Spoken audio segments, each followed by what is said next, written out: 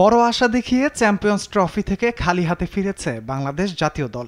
ICC আয়োজিত এত বড় ইভেন্টের আগে টাইগারদের আদর্শ প্রস্তুতির ছিটেফোঁটাও ব্যবস্থা করতে পারেনি বিসিবি, যার ফলাফল এই বাজে পারফরম্যান্স।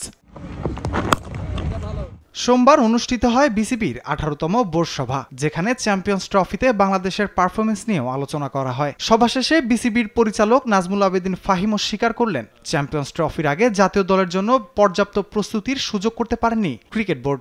অবশ্যই এটা আমিও আগে বলেছি বোধহয় একবার যে আমাদের আদর্শ প্রিপারেশন বলতে যেটা বোঝায় সেটা হয়নি। হ্যাঁ, দায়িত্ব আমাদের অবশ্যই যে আমরা ঠিকমতো পরিকল্পনা করতে পারিনি। বাট আপনারা এটা আসলে জানেন যে আমি এখন ক্রিকেট অপারেশনসের দায়িত্বে আছি, সেটা একেবারে রিসেন্টলি আমার পক্ষে সুযোগ ছিল না ক্রিকেট অপারেশনের স্বার্থ দেখাটা সরাসরি। কিন্তু আমার ধারণা যে আমরা প্রিপারেশনটা খুব ভালো একটা না হওয়ার কারণে আমাদের এই পারফরমেন্সটাকে ওখানে নিয়ে যেতে পারিনি।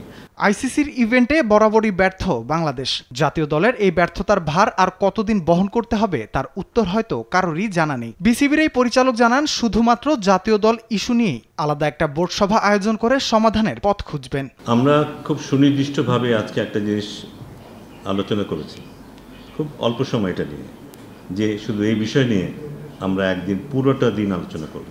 আমাদের আর কোনো বিষয় থাকবে না।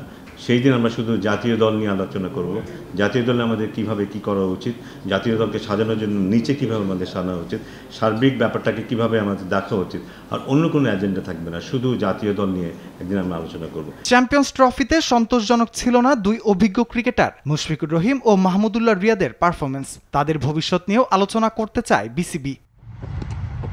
এবারের বিপিএলে চিটাগং কিংসের ব্র্যান্ড অ্যাম্বাসেডর হয়ে এসেছিলেন পাকিস্তানের লিজেন্ড শহীদ আফ্রিদি। তার পাওনা বুঝিয়ে না দেয়ায় ক্ষিপ্ত হয়ে বিসিবি সভাপতির বরাবর চিঠি দিয়েছেন এই কিংবদন্তি। বিসিবি পরিচালক জানিয়েছেন, এটা বাংলাদেশের জন্য লজ্জাজনক বিষয়। সো এটা তো ডেফিনেটলি আমাদের নজরে এসেছে এবং এটা নিয়ে আজকে আলাপ হয়েছে। বিশেষ করে এটা নিয়ে আমাদের আজকে আলাপ হয়েছে, আমরা কিভাবে একটা ডিফেন্স মেকানিজম তৈরি করব যেন কেউ চাইলেও ভবিষ্যতে এমন কিছু করতে না পারে। আপনি প্রথমে যে প্রসঙ্গটা নিয়ে আসছেন সেটা সবার জন্য খুবই লজ্জা।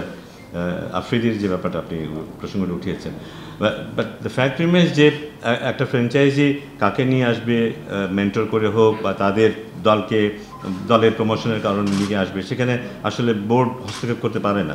But at the end of the day এই কর্মকাণ্ডগুলো কিন্তু শুধু বোর্ডকেই না, দেশকেও, দেশের মাথাও নিচু করে দেয়।